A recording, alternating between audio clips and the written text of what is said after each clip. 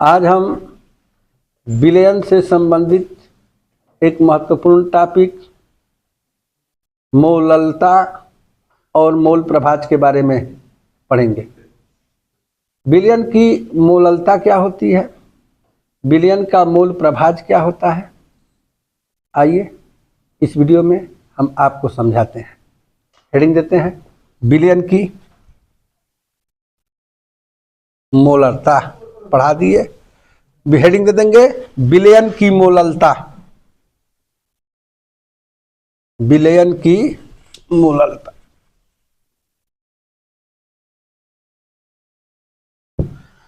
विलयन की हेडिंग लगाएंगे विलयन की मोललता,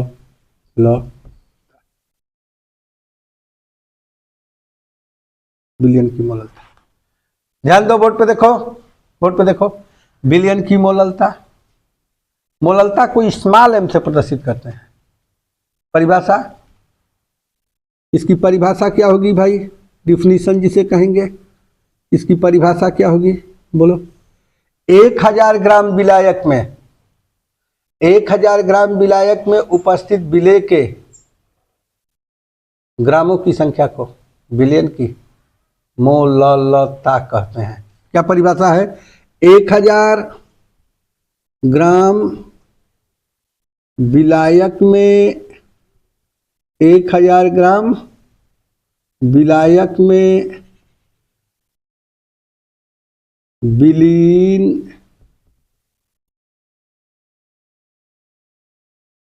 विलेय के मोलों की संख्या को, विलेय के इसको मोलों की संख्या को विलयन की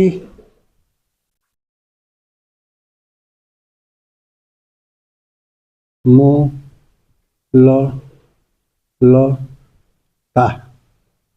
कहते हैं। परिभाषा देखो फिर से, 1000 ग्राम विलायक में विलीन विलेय के मोलों की संख्या को विलयन की क्या कहते हैं, मोललता कहते हैं। इसे स्मॉल एम से व्यक्त करते हैं। इसे स्मॉल एम से व्यक्त करते हैं। क्या करते हैं, स्मॉल एम से व्यक्त करते हैं। इसे व्यक्त करते हैं स्मॉल एम से व्यक्त करते हैं। ठीक है, अब सूत्र लिखेंगे मोललता। मोललता बराबर क्या होता है, विलेय के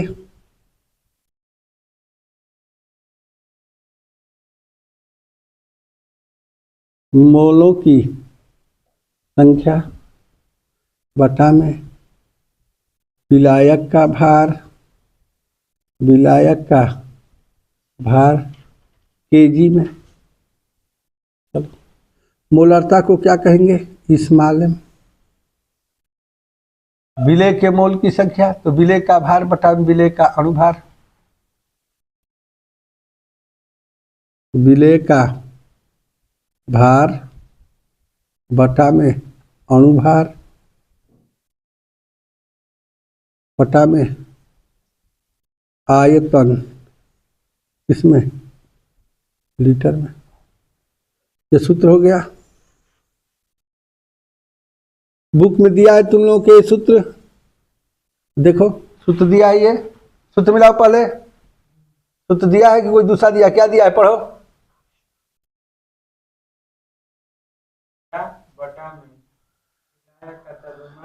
किलोग्राम में, बटा में विलायक का भार केजी में, विलायक का भार इसमें केजी में। ठीक है, चलो एक क्वेश्चन से समझाते हैं इसको। ठीक है, एक क्वेश्चन से समझाते हैं, ध्यान से सुनो, ध्यान समझो। एक क्वेश्चन है, एक क्वेश्चन क्या है कि 34.2 ग्राम चीनी को 1000 ग्राम जल में घोला गया है। इस विलयन की मोललता की गणना करनी है। क्वेश्चन फिर से सुनो। 34.2 ग्राम चीनी को 1000 ग्राम जल में घोला गया है। इस विलयन की मोललता की गणना कीजिए। इस विलयन की मोललता की गणना कीजिए। तो इस विलयन की मोललता की गणना करनी है। इस विलयन की मोललता की क्या करनी है? गणना करनी है। तो मोललता बराबर क्या हो जाएगा? मोललता बराबर क्या होगा? ध्यान दो, क्वेश्चन लिख रहे हैं कि 34.2 ग्राम चीनी को 34.2 ग्राम चीनी को 500 ग्राम जल में क्या किया गया है?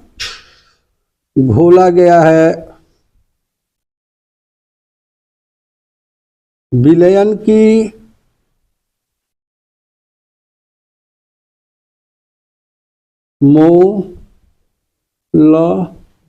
मोललता की गणना करो।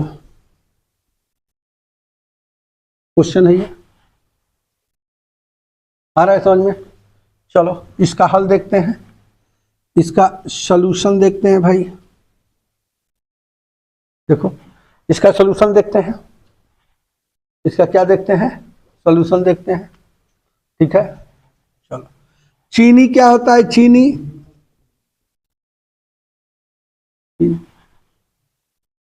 क्या है? चीनी। चीनी का सूत्र क्या होता है? C12H22O11। क्या है सूत्र? C12H22O11। चीनी हो क्या हो गया? चीनी का सूत्र क्या होता है? C12H22O11। ये किसका सूत्र हो गया? चीनी का हो गया सूत्र। अब इसका भार तो दिया है भाई, भार कितना दिया है? 34.2। भार कितना दिया है? 34.2 ग्राम भार है। इसका अणुभार निकाल लें। आप लोगों को क्लास 9 में हम पढ़ाए थे, चीनी का अणुभार 342 होता है। चीनी का अणुभार कितना होता है?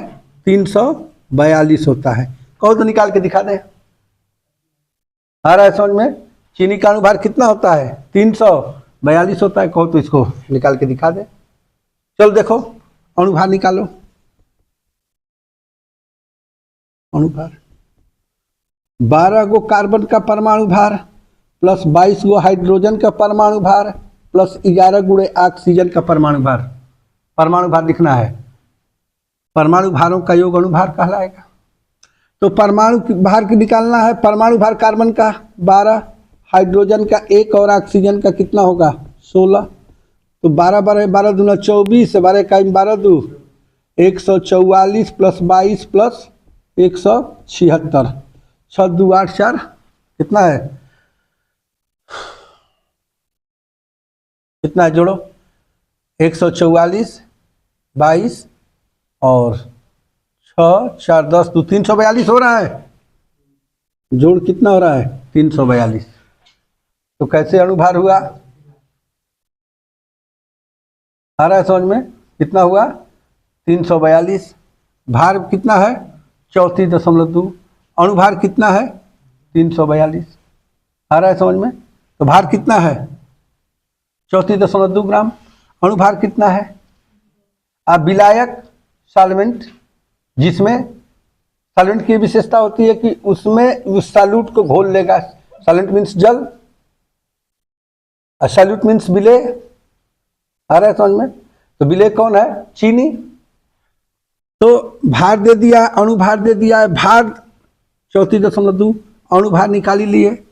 अब विलायक का भार, विलायक कौन है जी? जल है। विलायक का भार कितना है? 500 ग्राम है। ठीक है, चलिए हमको निकालना है मोललता। तो मोललता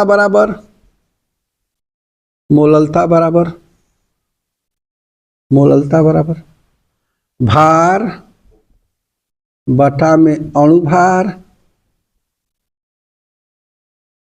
बटा में आयतन लीटर में। भार कितना दिया जी? 34.2। अणुभार कितना है? 342। और आयतन कितना है? आयतन लीटर में नहीं, विलायक का भार किलोग्राम में। सूत्र क्या होता है? विलायक का भार किसमें? केजी में। तो केजी में है 500 ग्राम है, ग्राम को किलोग्राम में बदलेंगे तो 500 में 1000 का क्या करेंगे? भाग दे देंगे। तो ऊपर हो जाएगा 1/10 और नीचे हो जाएगा 1/2। तो 2/10 होगा, 0.2 हो जाएगा। ठीक है, यम मोल प्रति किलोग्राम। ठीक, नहीं दिया सवाल में? 500 ग्राम जल है ना, 500 ग्राम क्या है? जल। तो जल एक विलायक है, सर्वोत्तम विलायक है। इसका डाइलेक्ट्रिक स्थिरांक का मान 79 होता है। सबसे ज्यादा ये क्या होता है? इसका डाई इलेक्ट्रिक स्थिरांक का मान सबसे ज्यादा होता है, 79। आ रहा है समझ में? ये क्या करता है? ये डाई इलेक्ट्रिक स्थिरांक जो होता है लिक्विड की एक प्रॉपर्टी होती है जो बांडों को तोड़ने में यूज किया जाता है। ठीक है, तो ये मोललता और मोललता से संबंधित एक क्वेश्चन, उम्मीद है कि आप लोगों को ये क्या किया होगा, समझ में आया होगा। अब हम नेक्स्ट टॉपिक विलयन की मोल प्रभाज के बारे में चर्चा करेंगे। विलयन का मोल प्रभाज, हेडिंग दे दीजिए, विलयन का मोल प्रभाज।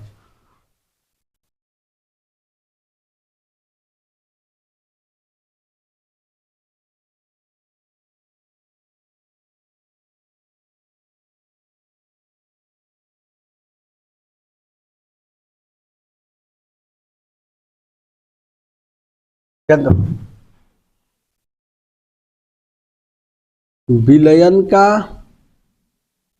मोल प्रभाज, mole fraction of a solution, mole fraction of प्रभाज,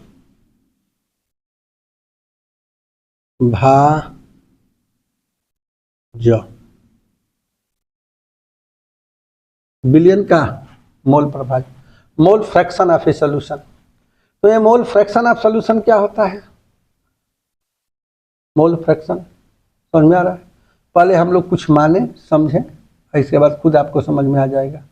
जो विलयन होता है, समझो बोर्ड पर, जो विलयन होता है उसके दो घटक होते हैं।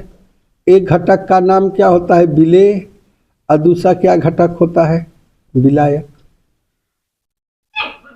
ठीक है, विलयन के कितने घटक होंगे? तो एक घटक का नाम क्या है? विलेय, और दूसरे घटक का नाम क्या है? विलायक। तो विलयन के दो घटक होते हैं, एक विलेय और एक विलायक होता है। मान लिया कि विलेय के मोल की संख्या को स्मॉल n कह रहे हैं और विलायक के मोल की संख्या को कैपिटल N कह रहे हैं। तो विलेय के मोल की संख्या को स्मॉल n कह रहे हैं और विलायक के मोल की संख्या को क्या कह रहे हैं? कैपिटल N कह रहे हैं।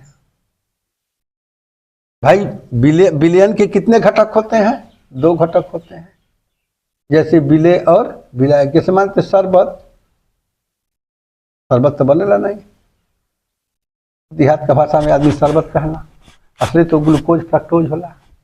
अरे भाई चीनी में कहना आदमी की चीनी में पानी मिला दा, तो चीनी में पानी मिला देब तो गौवा में ये आदमी कहेला कि शोरबत हो गई। क्या हो गई? शोरबत। आओ तो समझ में, चीनी में पानी के मिला देब तो गांव का आदमी क्या कही कि शोरबत है, कहा शोरबत। लेकिन विज्ञान ये बात के नहीं मानत। विज्ञान कहता कि चीनी का सूत्र होला C12H22O11, पानी का सूत्र का बा H2O, आई मिला के का बना ले C6H12O6 + C6H12O6।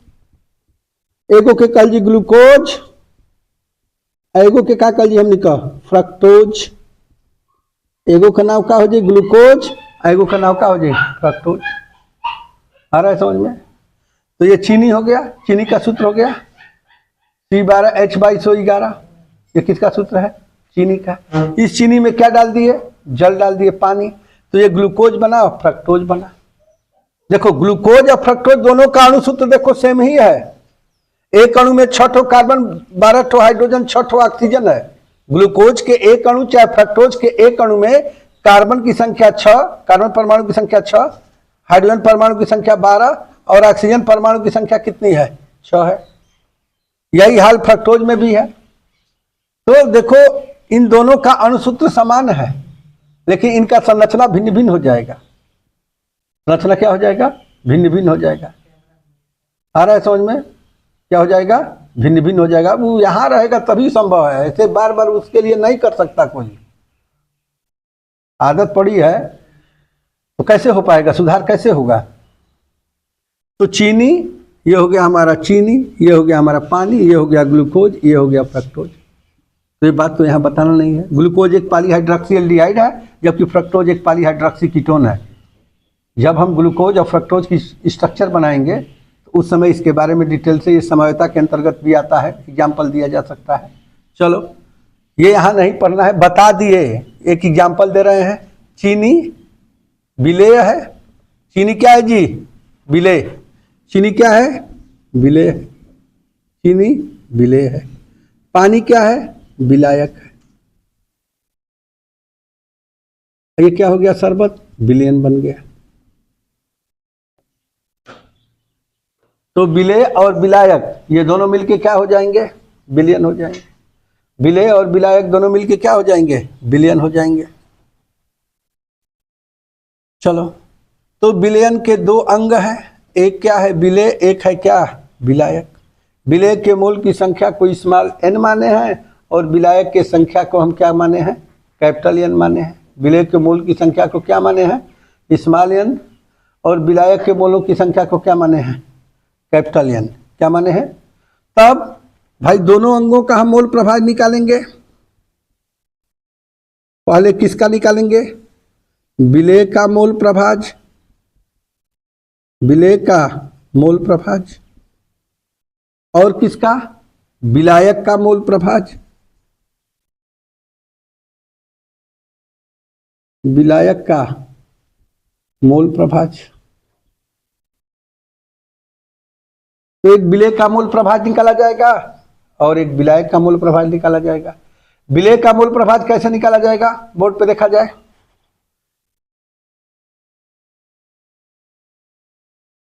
ध्यान दो, किसका निकालना है? विलेय का। तो विलेय का मोल प्रभाज निकालना है तो किसका मोल ऊपर लिखा जाएगा? विलेय का। यहां किसका मोल ऊपर लिखा जाएगा? विलायक का। जिसका निकालना है उसको ऊपर रख दो। तो विलेय का मोल प्रभाज small n IN plus cap, ये हो जाएगा कैपिटल N। किसका निकालना है? बोलो भाई, किसका निकालना है? भाई विलयन के 2 घटक होते हैं, एक होता है विलेय और एक होता है विलायक। तो विलयन के 2 घटक हुए, एक घटक का नाम है विलेय और दूसरे घटक का नाम क्या है? विलायक। मान लिया कि विलेय के मोल की संख्या क्या है? स्मॉल n है और विलायक के मोलों की संख्या क्या है? कैपिटल N है। मान लिया कि विलेय के मोल की संख्या स्मॉल n और विलायक के मोल की संख्या क्या है? Capital N। तो कुल मोल कितना हो जाएगा? दोनों को जोड़ देंगे। दोनों को क्या करेंगे? विलायक के मोल और विलेय के मोल को जोड़ देंगे तो कुल मोल की संख्या हो जाएगी। तो कुल मोल की संख्या कितनी हो जाएगी? Capital N plus small n। अब हमको देखना है कि किसका मोल प्रभाज निकालना है? विलेय का निकालना है। तो ये लाइन के ऊपर विलेय का मोल लिख देंगे, अब बटा में नीचे जो है कुल मोल लिख देंगे। यहाँ किसका मोल प्रभाज निकालना है? विलायक का। तो विलायक के मोल को ऊपर लिख देंगे, अब बटा में कुल मोल को क्या करेंगे? नीचे लिख देंगे। तो ये हो गया हमारा विलेय का मोल प्रभाज और ये क्या हो गया? हमारा विलायक का मोल प्रभाज। अब इसको हमको चेक करना है कि क्या ये जो मोल प्रभाज का फार्मूला लिखे हैं ये क्या सही है कि गलत है। इन दोनों को यदि हम जोड़ देते हैं, इसकी चेकिंग है कि विलेय के मूल प्रभाज और विलायक के मूल प्रभाज दोनों को यदि जोड़ देंगे तो उसका मान 1 होना चाहिए। नहीं होगा, चेक करो। विलेय का मूल प्रभाज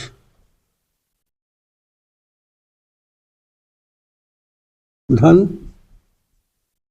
विलायक का मूल प्रभाज, यदि इन दोनों को जोड़ देंगे तो जोड़ेंगे तो कितना होगा विलेय का विलायक का, तो जोड़ेंगे तो क्या होगा, आई कट के कितना हो जाएगा। तो विलेय का मूल प्रभाज और विलायक का मूल प्रभाज, इन दोनों का योग क्या होगा, 1 होगा।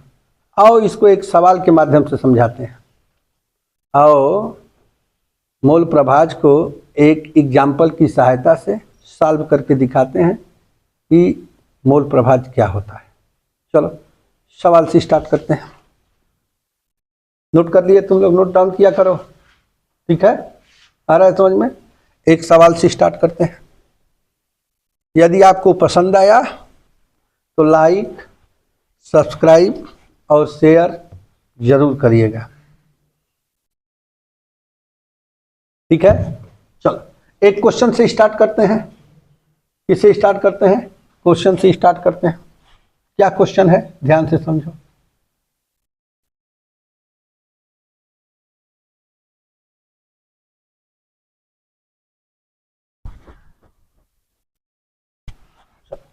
ध्यान से देखो, क्वेश्चन है,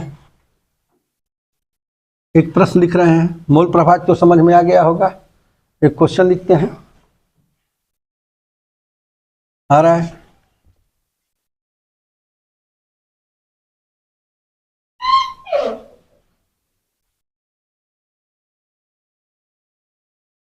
क्वेश्चन देखो,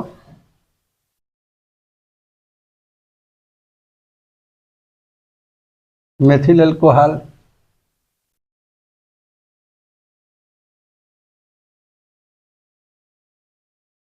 क्या है, क्वेश्चन है एक। चलो मेथिल अल्कोहल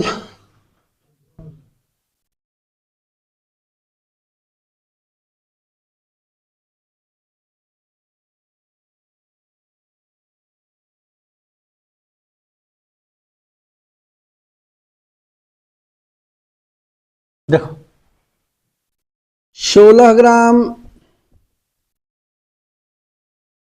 मेथिल अल्कोहल 16 ग्राम मेथिल अल्कोहल, सूत्र होता है CH3OH। 16 ग्राम मेथिल अल्कोहल को 90 ग्राम जल में घोला गया है।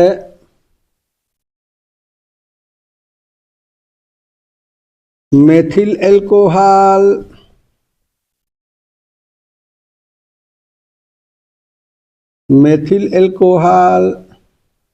तथा जल के मोल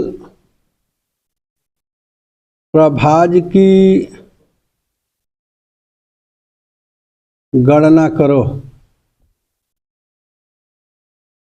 क्वेश्चन है 16 ग्राम मेथिल अल्कोहल को 90 ग्राम जल में घोला गया है। मेथिल अल्कोहल तथा जल के मोल प्रभाज की गणना कीजिए।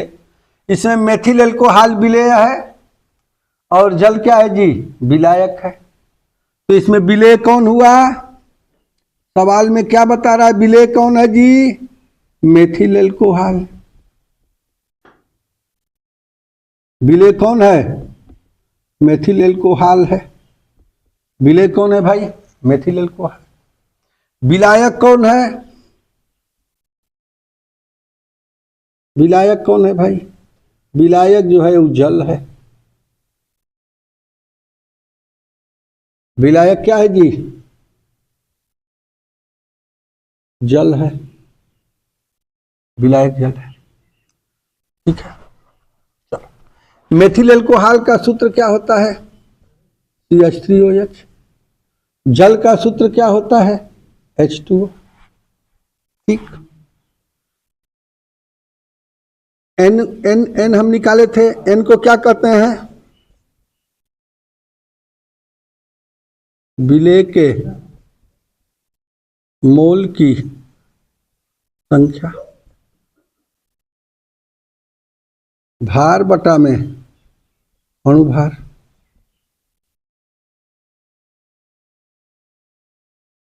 विलायक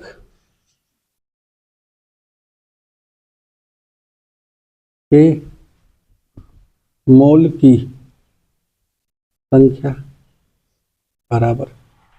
अच्छा, विलायक के मोल की संख्या को कैपिटल एन से प्रदर्शित करते थे। ये कितना होता है? भार बटा में अणुभार।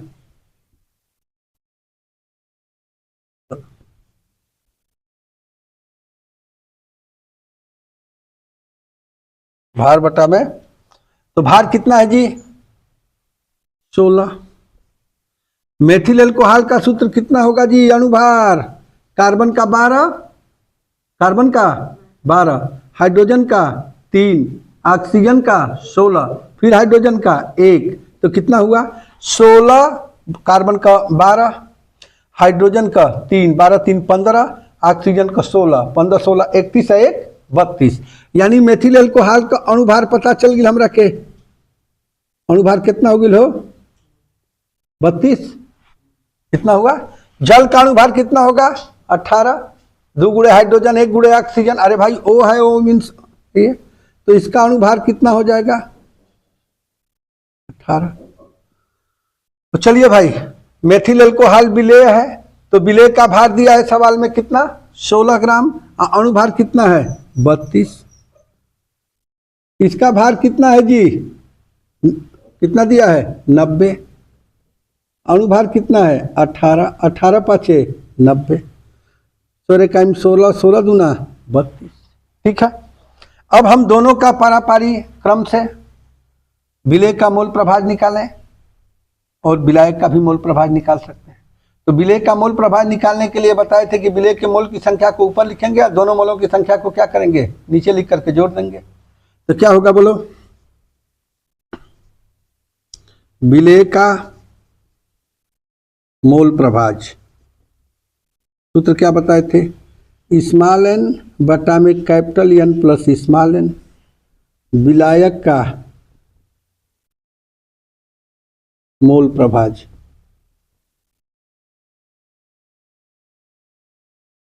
Equal to capital N plus, चलो तो स्मॉल एन की वैल्यू निकाल चुके हैं।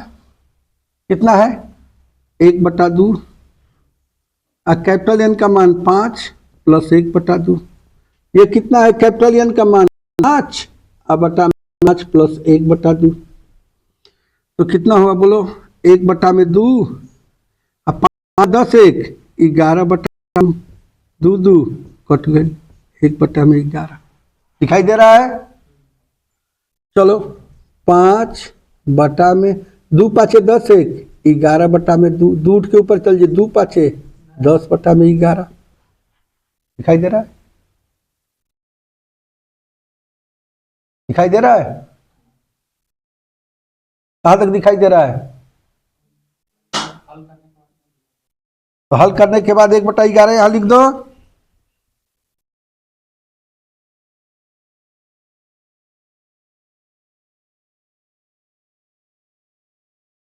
तो कितना होगा बोलो? ये दिखाई दे रहा है। तो 1/2 और बटा में 11/2 2 2 1/11, और ये कितना होगा? 10 और 2 लघुत्तम होगा, 2 5 10 5 10 1 11। अब इन दोनों को चेक करके देख लो कि क्या हमारा उत्तर सही है कि गलत है। 1/11 और 10/11 दोनों को जोड़ेंगे तो कितना होगा? 11/11 कट के कितना हो जाएगा? 1। हमारा आंसर क्या है? उम्मीद है कि आपको यह वीडियो अच्छा लगा होगा। कृपया आप लाइक, शेयर और सब्सक्राइब करिए। धन्यवाद।